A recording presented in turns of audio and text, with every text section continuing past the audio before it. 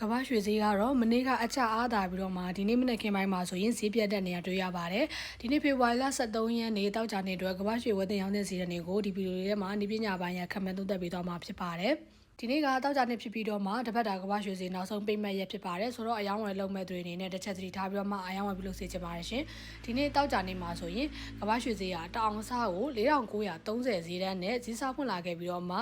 အခုလက်ရှိအချိန်ထိအမြင့်ဆုံး4990ဈေးတန်းထိတက်ထားပါပြီ။အနေဆုံးဈေးတန်းအနေနဲ့ကတော့4880ဈေးတန်းထိကျထားပြီးတော့မှလက်ရှိမှာဆိုရင်4988ဈေးတန်းဝန်းကျင်မှာဈေးတက်ကျသွားနေရတွေ့ရပါတယ်။ဆိုတော့ဒီနေ့ဘယ်ဈေးတွေကိုစောင့်ကြည့်ပြီးတော့မှအဝယ်ရောင်းလုပ်ရမလဲဆိုတာကို H1 တိုင်းဖိနဲ့ခန့်မှန်းသုံးသပ်ပေးသွားမှာဖြစ်ပါတယ်။အဓိကစောင့်ကြည့်ရမယ့်ဈေးတွေကတော့ resistance level မှာဆိုရင်4991ဈေးတန်းနဲ့9086ဈေးတန်းနေပေါ့နော်ဒါကဈေးတက်ဖို့အတွက်အဟန့်တားဖြစ်စေတဲ့ဈေးကနေဆိုတော့ဒီ resistance level တွေကိုဈေးရောက်လာတဲ့အချိန်မှာဒီပထမဆုံးအနေနဲ့စောင့်ကြည့်ရမှာကတော့4991ဈေးတန်းပေါ့နော်ဒီဈေးတန်းကိုဒါ H1 ရဲ့အတက်ကန်နဲ့ဖောက်ပြီးတော့မှတက်ပြီးမပိတ်နိုင်ခဲ့ဘူးဆိုရင်ဈေးကပြန်ကျနိုင်တဲ့အနေအထားလေးဖြစ်တယ်ဆိုတော့ဒီနားလေးမှာအဝယ်ရောင်းလုပ်ဖို့အတွက်စောင့်လို့ရတယ်ပေါ့နော်4991ဆိုတဲ့ဈေးတန်းကို H1 ရဲ့အတက်ကန်နဲ့ဒါဖောက်ပြီးမပိတ်နိုင်ခဲ့ဘူးဆိုရင်တော့ဒီ4991ရဲ့အထက်မှာပြန်ပြီးတော့မှအယောင်းဆောင်လို့ရမှာဖြစ်ပါတယ်ဆိုတော့ဒီဈေးတန်းကိုဒါအတက်ကန်နဲ့မပိတ်နိုင်ခဲ့ဘူးဆိုရင်ဘယ်ဈေးတန်းဝန်းကျင်လောက်မှာရောင်းလို့တင်လဲဆိုတော့9000နဲ့မှ18ဒီဝန်းကျင်လောက်မှာအယောင်းအော်ဒါဝင်ဖို့တင်ပါတယ် stock lot ကိုတော့9000နဲ့မှ26ဝန်းကျင်လောက်ကိုထားလို့ရမှာဖြစ်ပါတယ် take profit နေကနေကတော့ဒီ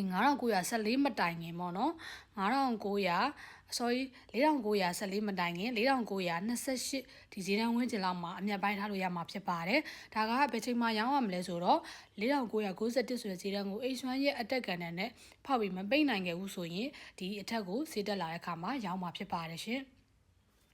ဆိုတော့အောက်ဘက်မှာဆိုရင်အကြအဟန်တာအနေနဲ့စောင့်ကြည့်ရမယ့်ဈေးတန်းကတော့4914နဲ့4854ဈေးတန်းဖြစ်ပါတယ်ပထမအဦးဆုံးအနေနဲ့ဒီ4914ဆိုတဲ့ဈေးတန်းကိုဒါ H1 ရဲ့အကြကန်နဲ့ဖောက်ပြီးတော့မှမပိတ်နိုင်ခဲ့ဘူးဆိုရင်ဈေးကဆက်ပြီးတော့မှအကြအားနည်းနိုင်တယ်ပေါ့နော်ဆိုတော့အကြအားနည်းနေတာဖြစ်တဲ့အတွက်အတက်ပြန်လာတဲ့အခါမှာကိုကအဝယ်ဆောင်လို့ရတယ်ဆိုတော့ဘယ်ဈေးတန်းလောက်မှာဝယ်သူတင်လဲဆိုတော့4885ဝန်းကျင်လောက်ကိုဈေးကျလာတဲ့အခါမှာဝယ်ဖို့တင်ပါတယ် stock lot အနေနဲ့ကတော့4880အောက်မှာထားလို့ရမှာဖြစ်ပါတယ် take profit အနေနဲ့ကတော့4958ဝန်းကျင်လောက်ထိထားလို့ရမှာဖြစ်ပါတယ်ရှင်ဆိုတော့ဒီ order လေးကဘယ်ချိန်မှဝင်ရမှာလဲဆိုတော့ဒီ4914ဆိုတဲ့ဈေးတန်းကို H1 ရဲ့အကြကန်နဲ့ဖောက်ပြီးတော့မှမပိတ်နိုင်ခဲ့ဘူးဆိုရင်ဈေးကျလာတာနဲ့အဝယ်ဝင်ဖို့စောင့်ရမှာဖြစ်ပါတယ်ရှင်ဆိုတော့ကန်နယ် confirmation လေးတွေကိုတခြားစောင့်ပြီးတော့မှအဝယ်ရောင်းလုပ်စေချင်ပါတယ်ဒီ support resistance level တွေမှာအဝယ်ရောင်းလုပ်တဲ့အခါမှာ confirmation ကိုတိကျစောင့်ပြီးတော့မှအဝယ်ရောင်းပြုလုပ်တာကကိုယ့်အတွက်ဆုံးနိုင်ခြင်းပိုနေတယ်ပေါ့နော်အရောင်းဝယ်လုပ်တဲ့အခါမှာလည်းရှုံးနိုင်ခြင်းမျက်နိုင်ခြင်းနှစ်ခုလုံးရှိတာဖြစ်တဲ့အတွက် order တိုင်းမှာ TPS ဆန်ထားပြီးတော့မှအယောင်းဝယ်ပြုလုပ်စေချင်ပါတယ်ရှင်trade order ဝင်တဲ့အခါမှာလည်းကိုယ့်ရဲ့ trade account ထဲမှာရှိတဲ့ deposit ပမာဏနဲ့ကိုက်ညီမဲ့ lot size ကိုသာအသုံးပြုပြီးတော့မှအယောင်းပြုလုပ်စေချင်ပါတယ်ရှင်